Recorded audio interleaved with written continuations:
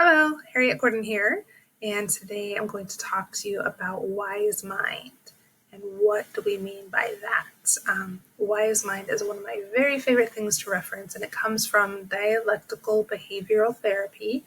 And basically, the idea is this that we have a thinking brain and a feeling brain. And for most adults, most of the time, in most Western cultures, we spend a lot of time in our thinking brain. We're rational, we're logical, we are linear thinking, we make lists, we use language. A lot of those things are thinking brain based, but we at times can switch into our feeling brain. If we are emotionally dysregulated, which I talk about that in other videos on window of tolerance and grounding techniques and how to get back into our window of tolerance using grounding techniques.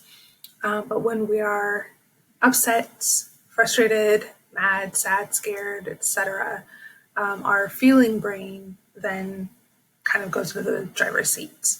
So what we can do is try to find ways for the thinking brain and the feeling brain to work together, and that is called wise mind.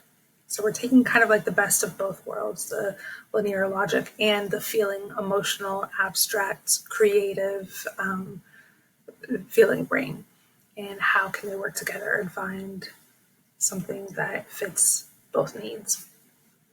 So let me think of an example. So from the Harry Potter franchise, Hermione, thinking brain, that's my girl, Hermione.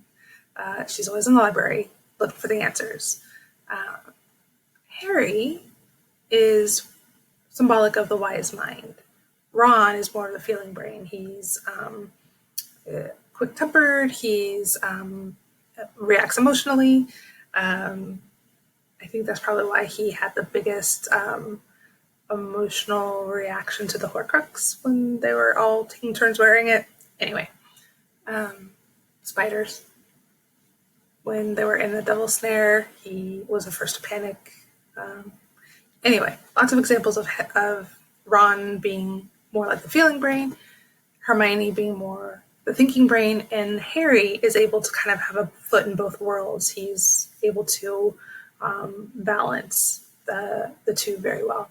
Another example that I think of when I'm trying to explain wise mind is,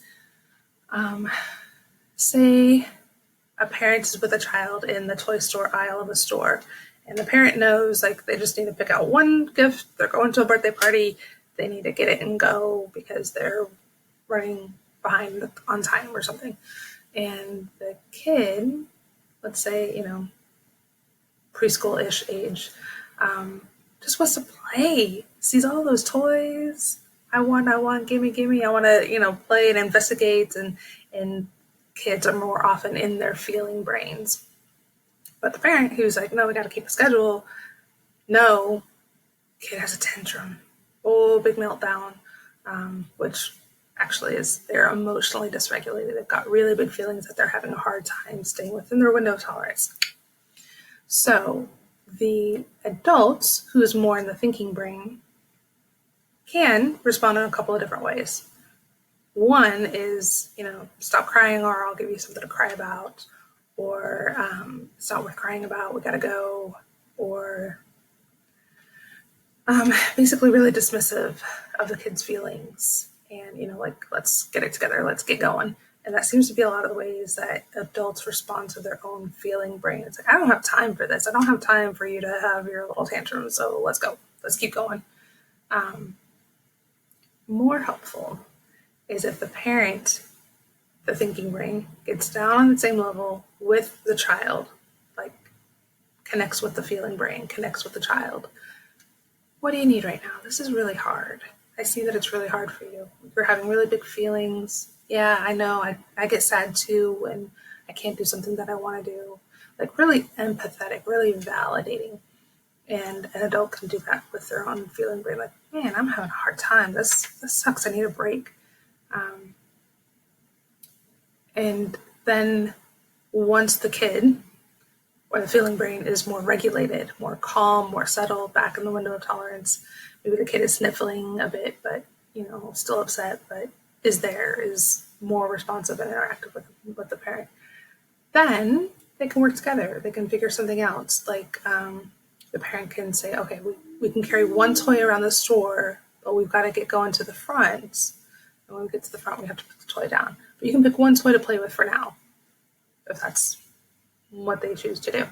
Another one might be, okay, we can spare 2 minutes. I'm going to put the timer on a clock, watch, whatever. And then when that 2 minutes is up, we got to go because we also need to do this other thing. And then the parent is also making the clock the bad guy, not the parent is saying, no, we've got to go. The clock is saying, we've got to go. Little trick. But yeah, generally speaking, you get farther quicker when you can communicate and regulate at the same time. Hope that helps. Thanks.